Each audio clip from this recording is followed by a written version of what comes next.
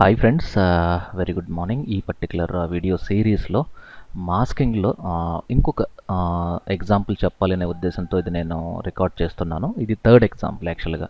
So ఇప్పుడు మనం flash open చేసినప్పుడు ఒక న్యూ డాక్యుమెంట్ క్రియేట్ చేస్తే ఇక్కడ ఒక ఆబ్జెక్ట్ యానిమేట్ అయిన తర్వాత for example create classic twine F6. ఇప్పుడు నేను స్టార్టింగ్లో దీన్ని కొంచెం సైజ్ తగ్గించాను అనుకున్నాం. సో సారీ, రోలర్స్ పెట్టుకుందాం. రోలర్స్ పెట్టుకుంటే మనకి ఇక్కడ ఉంది స్టార్టింగ్. సో స్టార్టింగ్ నేను ఏం చేస్తున్నా అంటే సెంటర్ పాయింట్ని ఇక్కడ ప్లేస్ చేసుకొని ఇలా కొంచెం అప్ సైడ్ పెట్టాను, ఇలా వచ్చింది. ఓకే, కానీ ఎండింగ్ వచ్చిన తర్వాత కూడా ఈ సెంటర్ పాయింట్ అక్కడే ఉంటే అప్పుడు మీకు డిఫరెన్స్ తెలుస్తుంది. సో నెక్స్ట్ ఇంకొక ఆబ్జెక్ట్ కావాలంటే ఇంకొక లేయర్లో ఇక్కడ F6. క్లాసిక్ ట్యూనింగ్లో ఉన్న పెద్ద డిసడ్వాంటేజ్ ఇది. ఇదే షేప్ ట్యూనింగ్లో అయితే మీరు ఒకే లేయర్లో మీరు 4 రెక్టాంగిల్స్కి యానిమేషన్ ఇవ్వచ్చు. ఇక్కడ మనం చూసామంటే సో ఈ టైం లైన్లో ఒక సింపుల్ ఇమేజ్ ఉంది బ్యాక్గ్రౌండ్లో. ఇది మొత్తం ఒక ఇమేజ్, ఒకే ఇమేజ్ ఇది యాక్చువల్గా. సో నేను దీన్ని లాక్ చేస్తున్నాను, సో హైడ్ చేస్తున్నాను. సో హైడ్ అంటే ఇది విజిబిలిటీ ఆన్ అండ్ ఆఫ్. ఈ ఏరియాలో ఈ రెక్టాంగిల్కి ఆ పోర్షన్ మాత్రమే సెలెక్ట్ చేశాను. ఓకే, సో నేను దానికంటే ముందు ఫస్ట్ దీన్ని కాపీ చేసుకొని Ctrl+C కాపీ చేసుకుని షేప్ ట్వైన్ ఒక సేవ్ 50లో F6.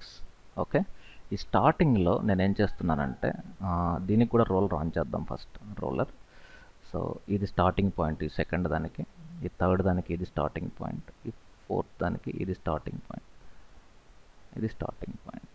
ఓకే, ఇప్పుడు నేను ఇమేజ్ను హైడ్ చేసినా మనకు వచ్చే నష్టం లేదు.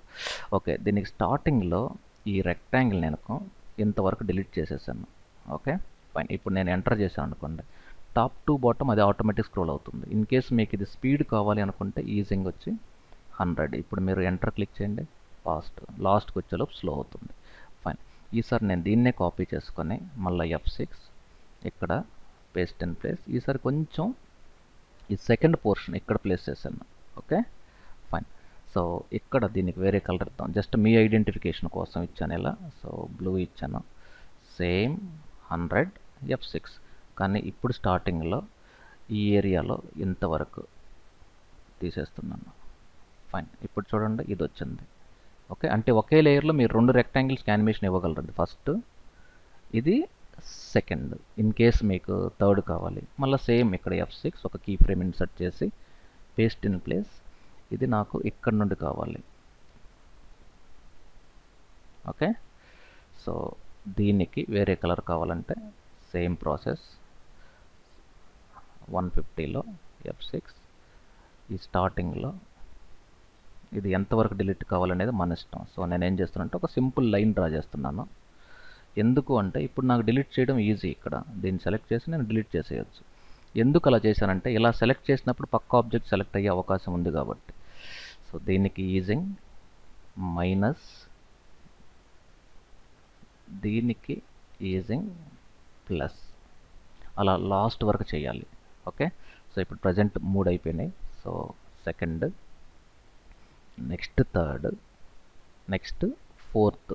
ఎనీవే ఓవరాల్ కాన్సెప్ట్ అయితే అది.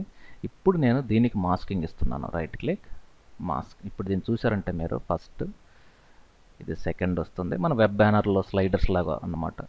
థర్డ్, కానీ మనకి టోటల్ ఇప్పుడు ఎన్ని ఉన్నాయి, ఇంకొక 2 బ్లాక్స్ ఉన్నాయి. 2 బ్లాక్స్ కూడా సేమ్ ప్రాసెస్లో మనం యాడ్ చేయొచ్చు.